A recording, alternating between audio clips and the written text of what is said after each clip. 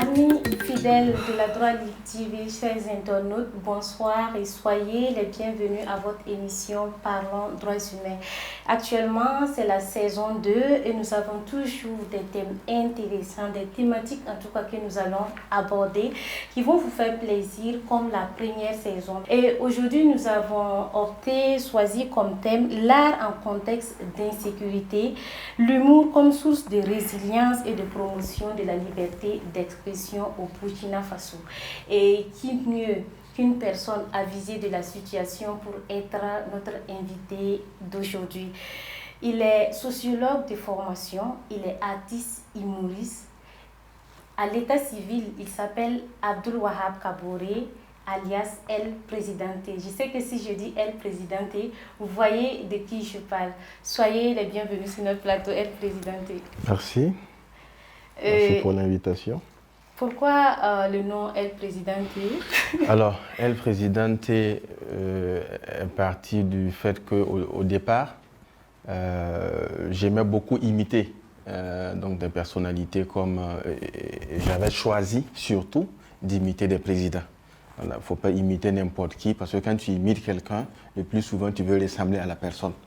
Donc j'avais choisi, au lieu d'imiter des commerçants, des Arabes d'Ara ou encore de Moyen-Siaré, moi j'ai choisi d'imiter des présidents. Okay. Et donc voilà pourquoi, voilà, lors des discussions comme ça, je me faisais d'abord appeler président Abdoul.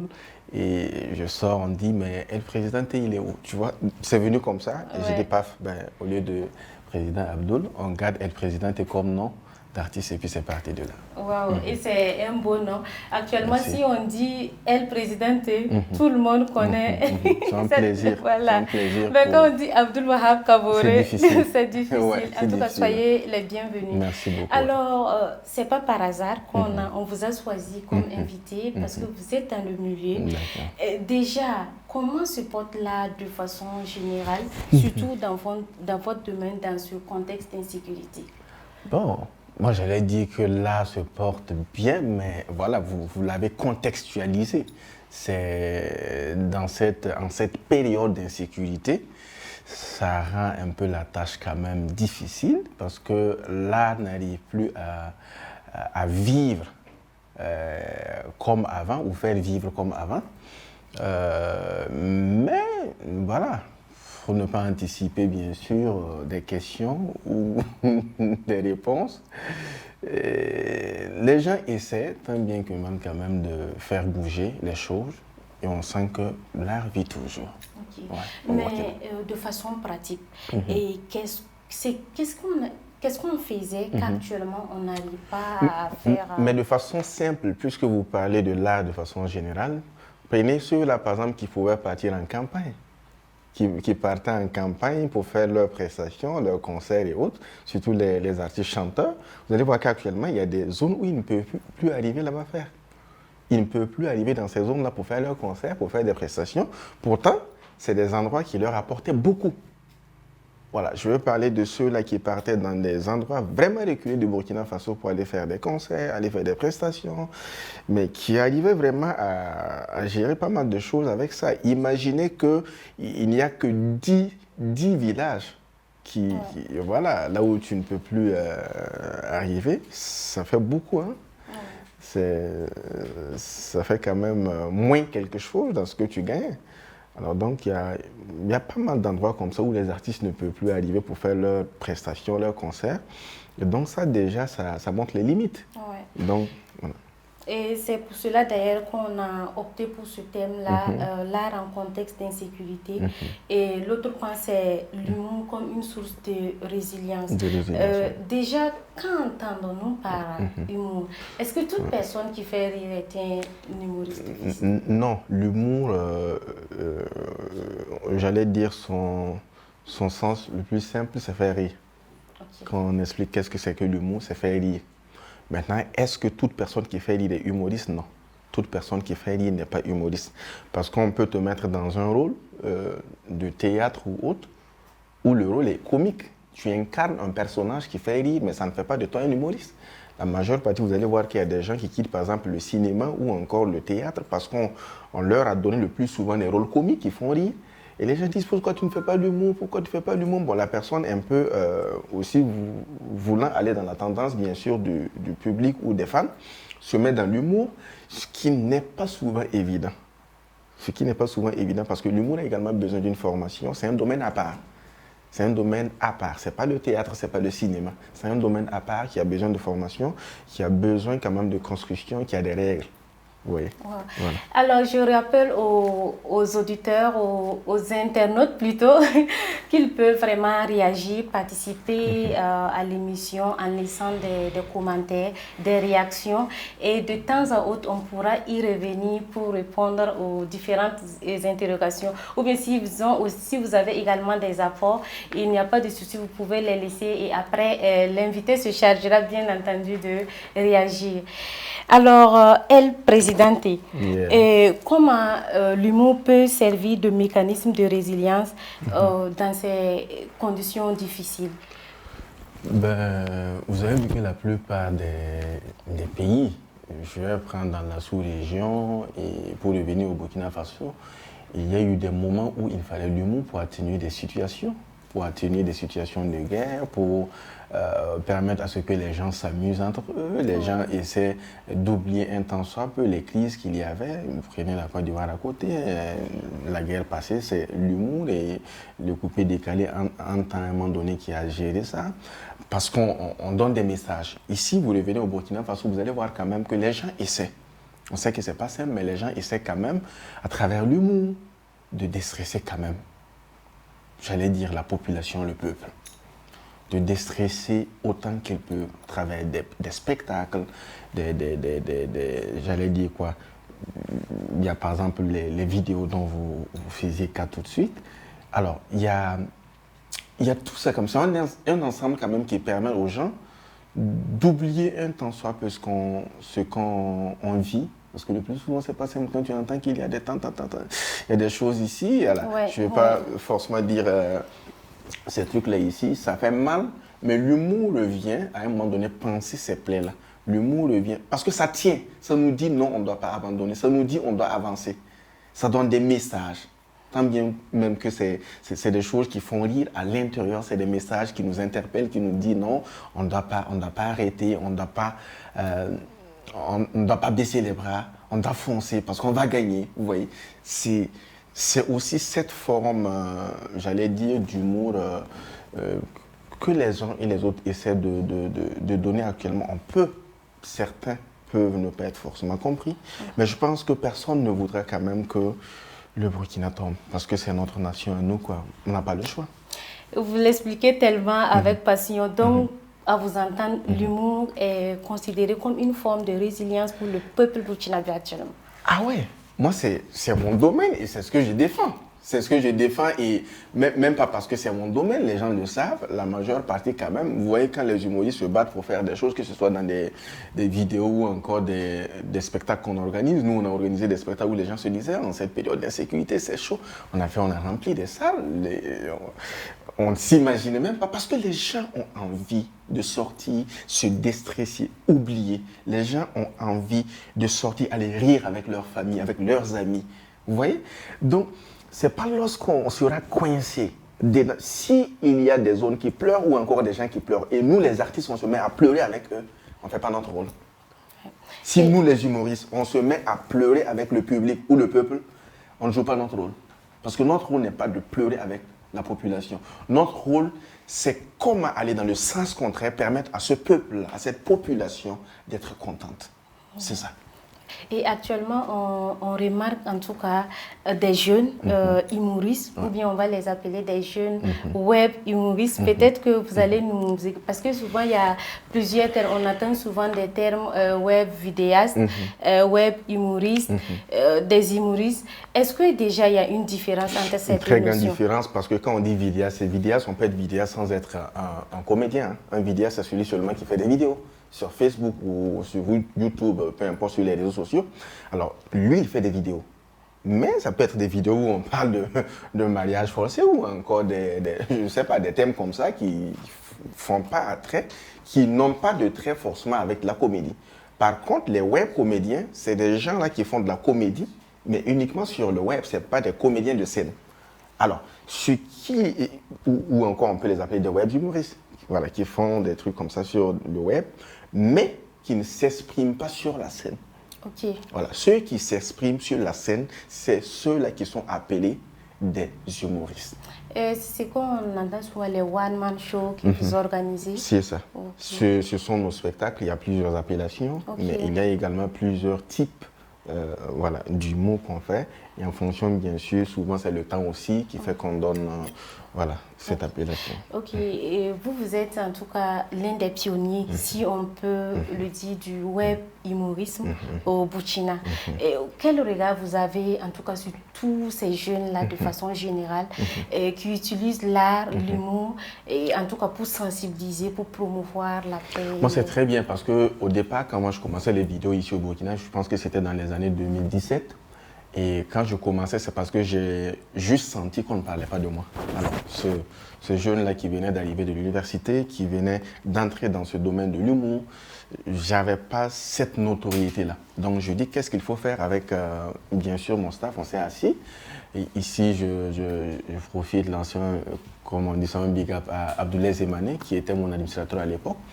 On s'est dit, qu'est-ce qu'il faut faire pour que le peuple, ou du moins la population, puisse te connaître? Donc, on commence les vidéos comme ce qui se fait ailleurs. Et donc, nous avons commencé les vidéos comme ça. Il y a des vidéos qui ont plus pris que d'autres. Et c'est à travers ça que beaucoup m'ont connu. Mais je ne faisais pas ça en tant que web comédien, honnêtement. Okay. Je le faisais parce que je voulais juste qu'on me connaisse. Au départ, qu'on connaisse qui est El Presidente. Alors, je peux dire que ces vidéos-là m'ont permis d'avoir plus de notoriété, d'être plus connu. Et à travers ces vidéos, j'ai eu des contrats qui me permettaient maintenant de plus travailler sur la scène. Parce que c'est la scène que je voulais. Alors aujourd'hui, on voit qu'il y a pas mal d'humoristes, c'est une floraison d'humoristes qui sont là. Ou du moins, j'allais dire de web comédiens. Ouais. Oui, il faut le dire, c'est des web comédiens, pas des humoristes. Ouais. Alors, ça fait plaisir de voir qu'il y a tout cet ensemble-là. Et même si, des fois, on peut avoir des égarements, c'est normal, c'est la foule. Il y a une foule. Ils sont nombreux actuellement. Mais je pense que dans l'ensemble, ce qui est intéressant, c'est que les uns et les autres s'essaient maintenant à faire quelque chose, à ne pas s'asseoir. Ils essaient toujours à passer par des vidéos et beaucoup gagnent des contrats aujourd'hui. Beaucoup passent des messages. Et je suis fier aujourd'hui d'avoir été l'un des pionniers de ce truc-là au Burkina. Peut-être je vais poser une question. Peut-être que elle, présidente, aurait du mal à répondre. Est-ce que vous voyez quand même des jeunes humoristes que vous pouvez citer qui font quand même des travaux remarquables dans ces périodes d'insécurité? Oui, mais parce qu'il y a des jeunes également que nous encadrons, nos jeunes frères que nous avons encadrés, et jusque-là qui font quand même d'énormes travaux dans ce domaine-là. Quand nous prenons, moi j'ai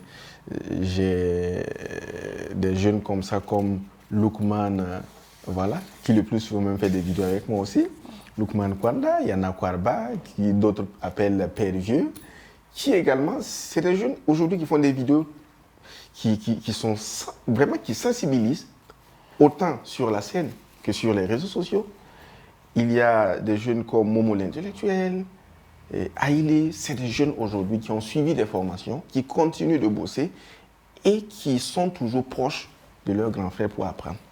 Donc je pense que c'est des noms comme ça que je peux citer quand même des jeunes qui font des efforts dans le domaine. Ouais.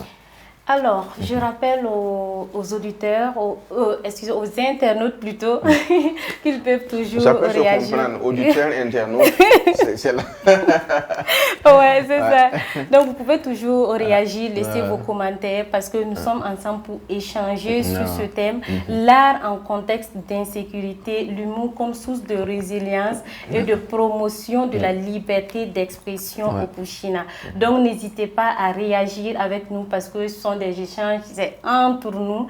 Et nous allons poursuivre le débat, comme je le disais. L'autre volet de ce thème-là, c'est l'humour comme promotion, disons comme vecteur de promotion de la liberté d'expression. C'est ça. Voilà, déjà, comment vous apercevez la liberté d'expression dans son ensemble, dans ce contexte d'insécurité? Bon, j'espère qu'après l'émission, on va pas... Je ne pas un VDP.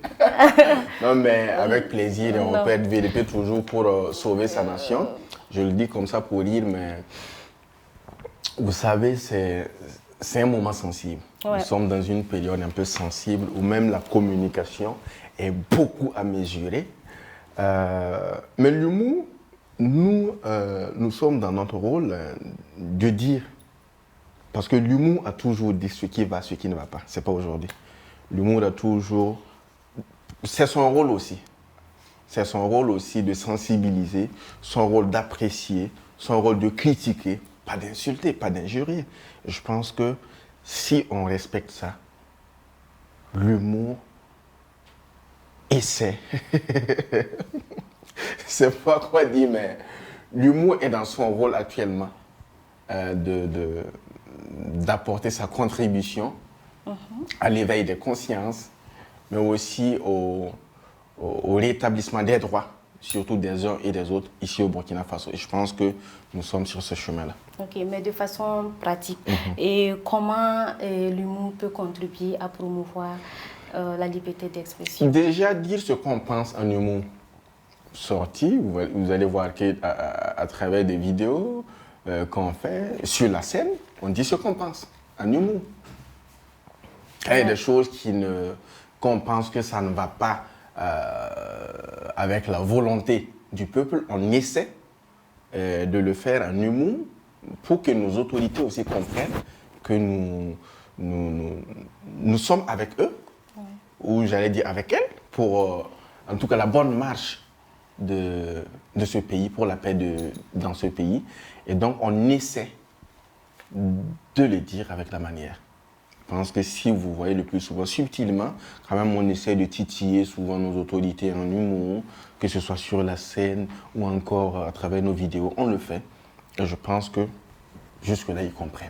Okay. Ouais. Et quelles sont les difficultés que vous rencontrez? Voilà. Le plus souvent, on peut ne pas être compris. Hein.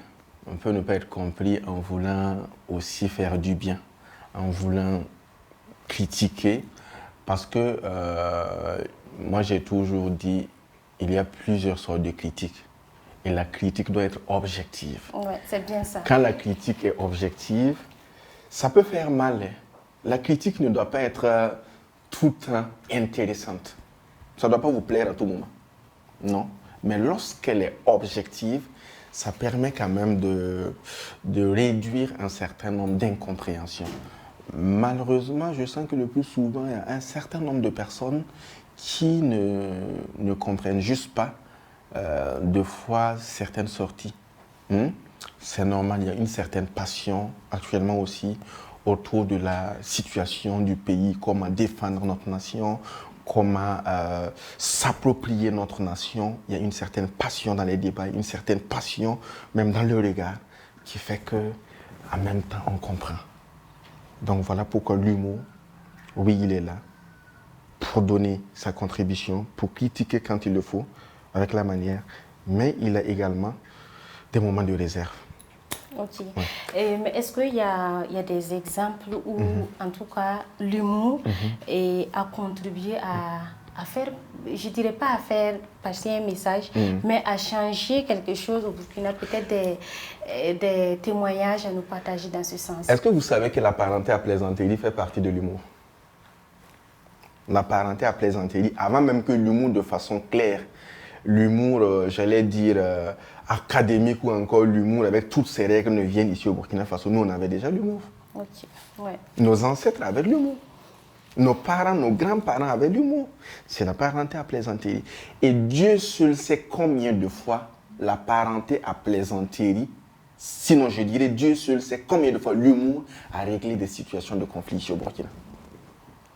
Entre souvent, quand vous prenez des gens de différentes ethnies qui ont failli s'affronter, mais que l'humour a aidé, que la parenté à plaisanterie a aidé à atténuer des situations.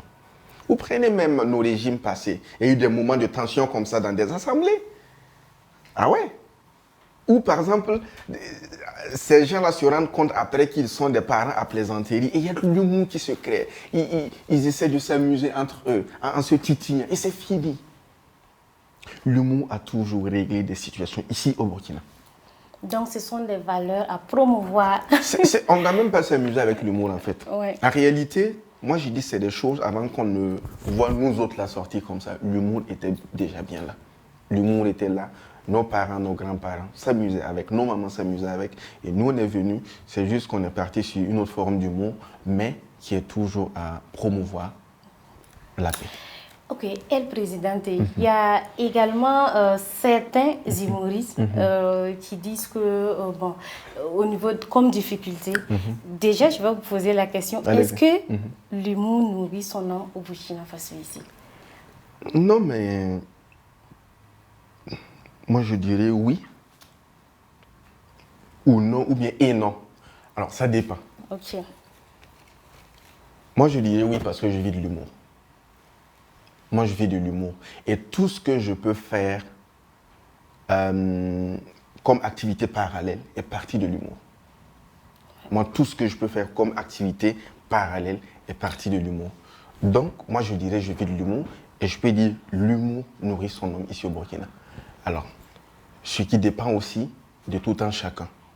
Ça dépend, en fait, si vous posez cette question, aux humoristes, vous verrez des réponses peut-être différentes des uns aux autres, parce que ça dépend en fait de chacun. Ok. Voilà. Et quelle pourrait être la responsabilité des artistes humoristes dans ce contexte d'insécurité? Dans ce contexte d'insécurité, comme je le disais quand on parlait du rôle, en fait, on doit essayer encore d'être plus responsable parce que vous savez, c'est une situation, comme je le disais, c'est un moment qui est sensible. C'est un moment qui est sensible et nous voyons souvent les réactions des uns et des autres. Aujourd'hui, tout le monde a les réseaux sociaux avec lui et nous voyons certaines sorties, surtout des internautes ou des uns et des autres, quand il y a des sorties de certains humoristes. Ça fait que on va juste éviter, on ne peut pas éviter d'aborder les sujets, mais on va encore mettre de la manière, on va encore utiliser la manière pour aborder un certain nombre de sujets, parce que, comme je l'ai dit, nous ne sommes pas dans l'humour pour créer des conflits, pour créer, ou bien pour créer des entraves, en fait, à la bonne marche de cette transition, non, ou de n'importe quel régime. Ce n'est pas le rôle de l'humour. Le rôle de l'humour, c'est de contribuer. Quand ça va, on apprécie. Quand ça ne va pas, on essaie aussi de titiller, on essaie aussi de dire, ah, ici, il faut le voir, mais dans la manière. Donc, c'est comme je l'ai dit, on ne peut pas arrêter de critiquer. Vous allez voir tous les humoristes, vous allez voir que c'est l'une de nos valeurs. Savoir aussi critiquer de façon objective, c'est l'une de nos valeurs, mais on aura toujours de la manière de le faire. Ouais. Vous êtes sociologue de formation et vous avez décidé d'aller vers l'humour. Pourquoi ce choix? Moi, j'allais dire, c'est depuis le primaire. J'ai aimé la comédie depuis le primaire que j'ai commencé à jouer. Au lycée, j'ai continué à écrire des sketchs avec mes amis. À l'université, quand j'étais en sociologie, alors j'étais également dans une troupe de lettres modernes qui était appelée Troupe Étoile de l'avenir de l'université. Donc, parallèlement, j'apprenais du théâtre dedans. J'apprenais le théâtre et après ça, on partait également dans des formations circonstancielles pour encore plus être aguerri.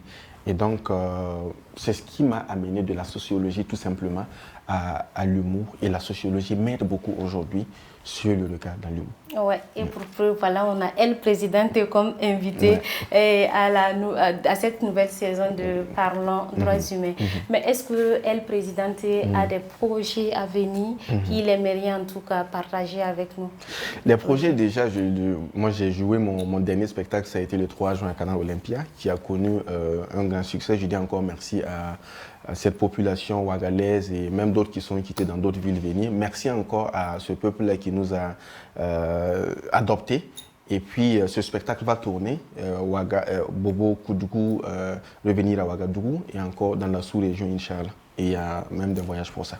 Ah, le temps a vite filé parce qu'on avait 26 minutes à partager avec vous. On est presque à la fin. Et quel message vous avez à lancer à l'endroit de tout le peuple burkinabé qui vit vraiment un contexte très très difficile? Moi, je dirais à tous de rester debout parce que cette situation va finir. Cette situation va finir et ça va devenir une histoire. C'est bien qu'on vive ça, c'est pas un truc souhaité. Mais ça sera une histoire qu'on va raconter à nos enfants et à nos petits-enfants qu'on a vécu ça, mais c'est du passé. Inch'Allah, moi j'ai foi que le Burkina Faso va retrouver sa paix d'antan parce que nous sommes un pays de paix, un pays d'hospitalité, un pays de pardon.